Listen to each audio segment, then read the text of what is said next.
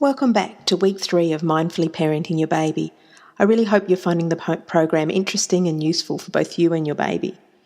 In this week's activities, we're going to continue with our focus on the senses as a way to be mindful, and this week we'll focus on touch.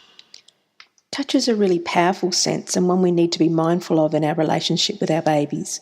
We can use touch in many ways when we communicate with our baby, and this week we're going to spend some time thinking about mindful touch in the form of baby massage. So we know that touch is a primary form of language and communication for a baby. It's the first sense that a baby really uses to learn about you and its world. The way you hold and touch your baby tells them so much about the world that they live in. So it's useful to think about and reflect on the messages that our touch might give to our babies. Parents and babies communicate with each other through touch and through physicality in general. This is especially true in the pre-verbal period, but it's also true throughout life.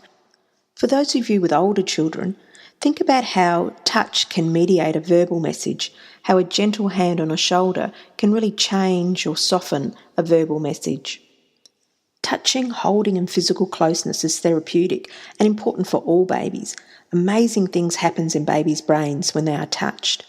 Physical contact promotes a close bond and provides pleasure and reassurance.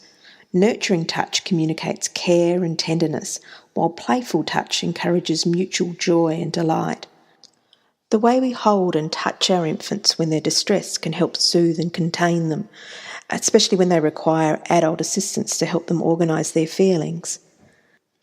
So with this in mind, I want you to think about the part that touch might be playing at those times.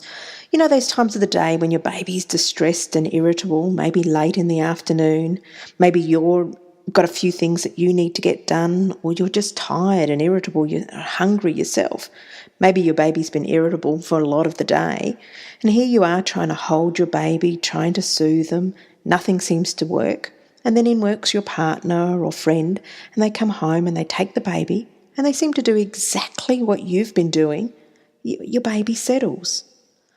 How might a day of trying to soothe an irritable baby when you're tired and irritable yourself lead to slightly different touch than maybe from someone who's just come home and is delighted to see you and them?